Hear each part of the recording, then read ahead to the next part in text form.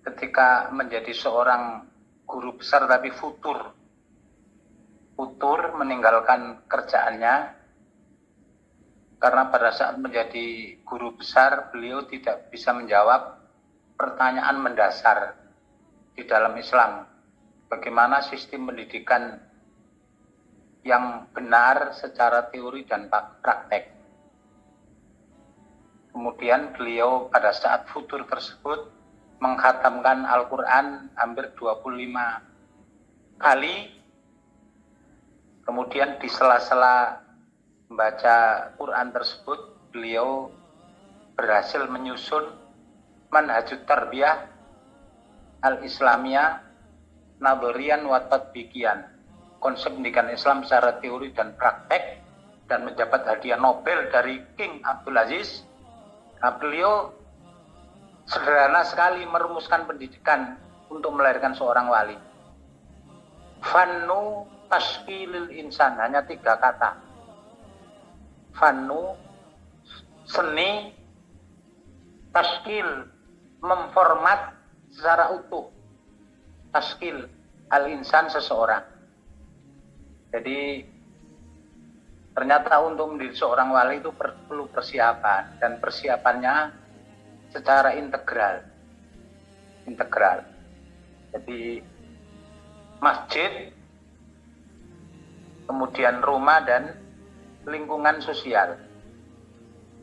Jadi sekarang rumah sama lingkungan sosial sudah dimasuki oleh pengaruh-pengaruh buruk. Tinggal masjid. Kita berharap tinggal masjid yang bisa mendidik wali. Seperti Masjid Namiro itu perlu kita contoh, Lamongan. Setiap subuh 500 mobil. Tiap bulannya melahirkan operasionalnya 500 juta. Dan di situ menciptakan sebuah lingkungan di mana anak-anak muda itu suka pergi ke masjid. Karena ada semacam iming-iming, siapa yang rajin masjid akan dikasih beasiswa dan lain-lain. Jadi sejak usia 7 tahun kalau kita meneliti hadis, perintahkanlah anakmu pada usia 7 tahun untuk membiasakan pergi ke masjid, dan pisahkanlah dia dari tempat tidur laki-laki dan perempuan, ini pendidikan seksual, dan pukullah dia kalau pada usia 10 tahun. Jadi, termasuk Muhammad Al-Fatih ini kan sejak usia belia, usia belasan, sudah dititipkan oleh orang tuanya kepada seorang pendidik, yaitu Ustadz Syekh yang dikenal, pendidik terkenal, yang mendampingi beliau sampai beliau menaklukkan Konstantinopel, juga masih didampingi sampai beliau memutuskan untuk mengangkat perahu menuju ke Gunung Gibraltar atau Jabal Torik. Jadi, yang penting itu persiapan dari kecil. Di Pekalongan sini ada seorang anak kecil yang dulu diajak oleh orang tuanya pengajian, bapaknya Dr. Taufik Ismail, Kiai Haji Gofar Ismail, itu sekarang yang menggantikan. Padahal dia bukan anaknya Kiai Gofar Ismail, bukan cucunya juga. Hanya dulu waktu pengajian rutin Kiai Gofar Ismail itu, anak kecil ini tidak pernah absen diajak oleh orang tuanya untuk mengikuti kajian tokoh Masumi Kiai Gofar Ismail, bapaknya Dr. Taufik Ismail. Alhamdulillah yang menggantikan beliau sekarang anak kecil itu. Jadi memang harus disiapkan sejak kecil dan harus persiapannya integral, dan ini bukan pekerjaan mudah dan sederhana. Kalau usia belasan sama likuran ini betul-betul dididik, insya Allah nanti dia akan menjadi hafid, akan menjadi orang profesional, akan menjadi sopir yang bagus. Pembalap-pembalap itu kan usia seperti itu. Ini harus kita jadikan perhatian ini. Insya Allah kalau anak muda ini diperhatikan dengan baik, subhanul yaum rijalul ghad. Pemimpin hari ini adalah yang akan datang. Pemuda hari ini adalah pemimpin masa depan, kata Imam Syafi'i dalam Diwan Imam Syafi'i. Idzil fata fil imi wat tuqa la ilam yakuna la tibaro lidatihi. Sesungguhnya pemuda itu dinilai kepemudaannya, jati dirinya dengan ilmu dan ketakwaan.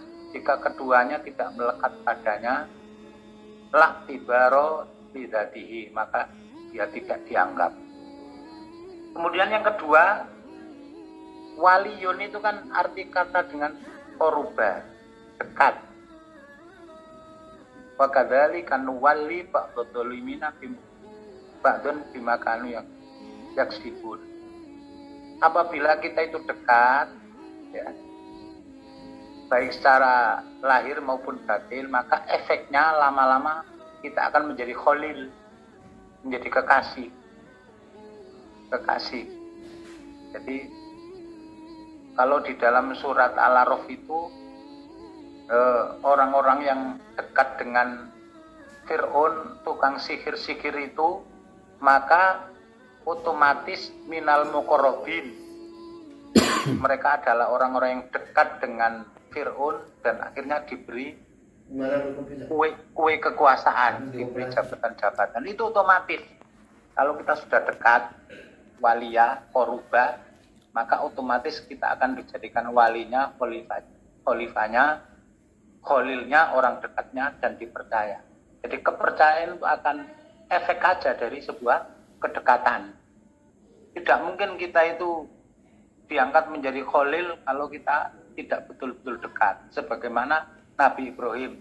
Karena begitu luar biasanya pengorbanannya dia kepada Allah, sama malaikat juga kagum. Akhirnya Allah juga mengangkat beliau sebagai khalil, kekasihnya. Jadi kekasih itu diawali dari kedekatan. Bukan sekedar kedekatan fisik. Kalau kedekatan fisik itu kan dari mata turun ke hati. Dari mana datangnya cinta? Dari mana datangnya lintah? Dari sawah turun ke kali. Dari mana datangnya cinta? Dari mata turun ke hati. Masya Allah, cakep. Tapi orang yang dekat dengan Allah itu dari hati naik ke mata. Karena kita tidak pernah melihat Allah, tidak melihat Rasulullah, tapi kita cinta.